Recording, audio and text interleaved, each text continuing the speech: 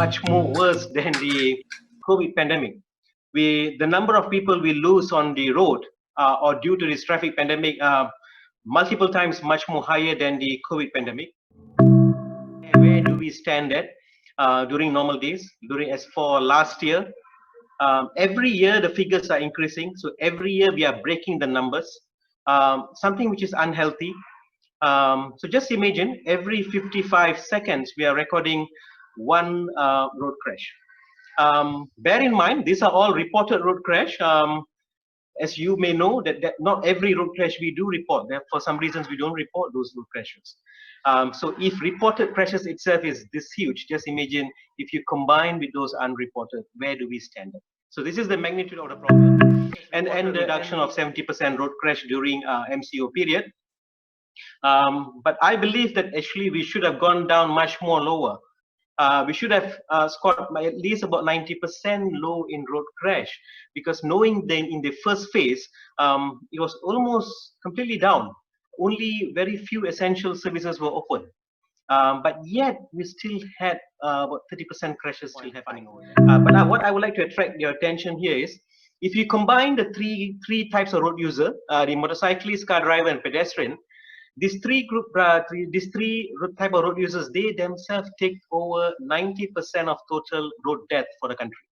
And the balance, four types of other road users, they will take the balance 10%. Are those lorry drivers, van drivers, bicyclists, and bus drivers and passengers. So we are standing at two extreme. The public transport shows the most least contributor for road fatality. Whereas in terms of private vehicle, the motorcyclist is the highest contributor. One possible reason could be is, if we look at the probability of crash happening over exposure is pretty much low. Just imagine that you have been driving for past 10 years, 20 years, 30 years, but how many times were you involved in a crash? So because the probability of that happening is pretty much low, so therefore that doesn't create an impact within us towards a serious reaction. Okay, so to address this particular issue, we need to introduce a different kind of probability, which is probability of enforcement over risky behavior. Example, that if you speed, the probability of being detected has to be high. If you beat traffic lights, then the probability to be detected should be high. Not wearing seat belts, not wearing helmets, all those risky behaviors, the moment we violate those rules, then if the enforcement activity is very high, then if the probability of being detected is high, probability of being stopped, probability of being fined is all high, then that can make a change.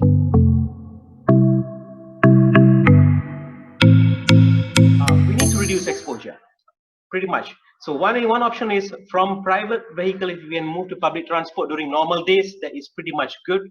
Okay? Any countries which has good public transport system will always record low number of road crash and fatalities. And in terms of public transport, if it's a rail-based public transport, it is much more pretty much safer compared to any road-based public transport. But of course, during this MCO period, that option is not much available. So during this MCO period, what we request is for all those only essential trips that if we can make, and then all those non-essential trips, if we can remain at home and replace them using online services or what to purchase things. So that is one way for us to reduce exposure, as well as not bringing the whole family, not bringing the children everywhere. Okay?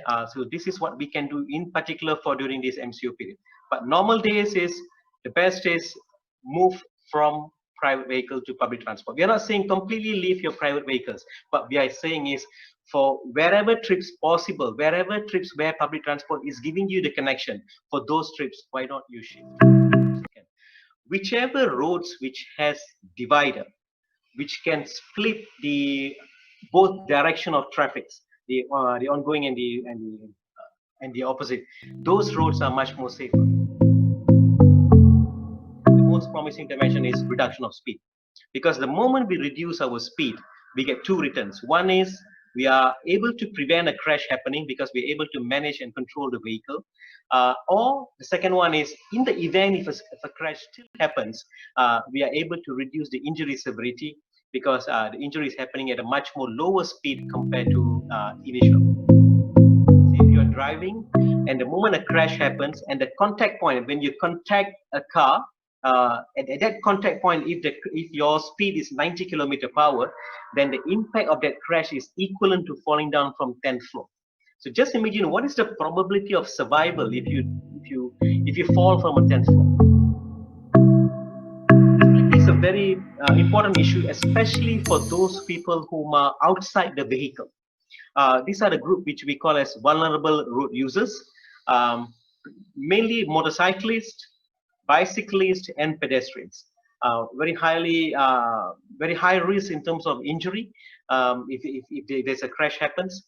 And to make sure that this group are safer, we need to increase their visibility. Just imagine the size of a motorcycle you compare with the size of a car. It's almost 1/3.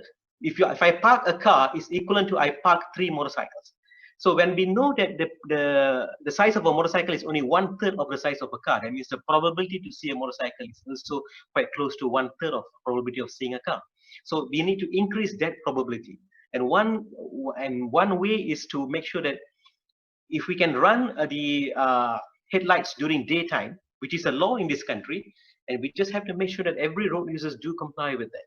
You may be asking the question, why do we need to run headlights during daytime? The lights that we on during the nighttime is for us to see the road, and when we on the lights in the daytime is for others to see us. So just imagine if you have 2 motorcycles coming on your right-hand side, one with a light, one without a light. Our eyes, our vision will see the motorcycle with the light first, and then only will see the one without it. For nighttime, the best for motorcyclists is your reflective vest. The issue we have here is in terms of proper usage. People are using safety helmets. Almost quite close to about 60% are using safety helmets, but the issue is in terms of the proper usage. Proper usage is only close to 60%. The balance now, we have the group who are tying the helmet, but they're not tying it tightly. So they're tying it very loosely. And there's another group who don't tie it at all. And we have one small portion who is not wearing helmet at certain times.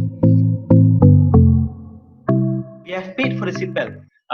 But why are we not using it completely? As a driver, we are using it. As a front passenger, we are using it. But the same person, when you move them to rear passenger, we don't get the same reaction. Not everyone, when they move to rear passenger seat, are wearing.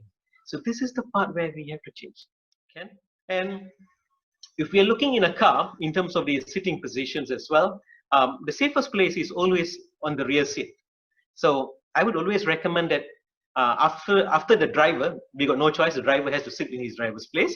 But the other passengers, if priority can be given to start filling up the rear seats first, the rear seats with the 3-point seat belts first, and then only you start opening up the front seat. The rule is saying over here is for those children below the height of 135 centimeter and the weight below 36 kilogram will require a child seat.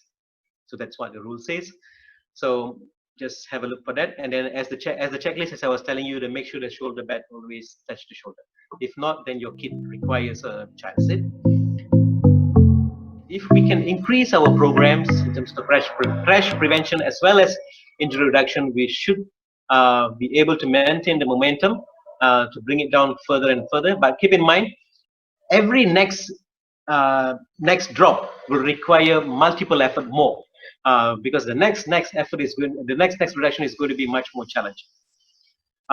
Yeah, having said that, this is my last slide in terms of the we have a safe culture.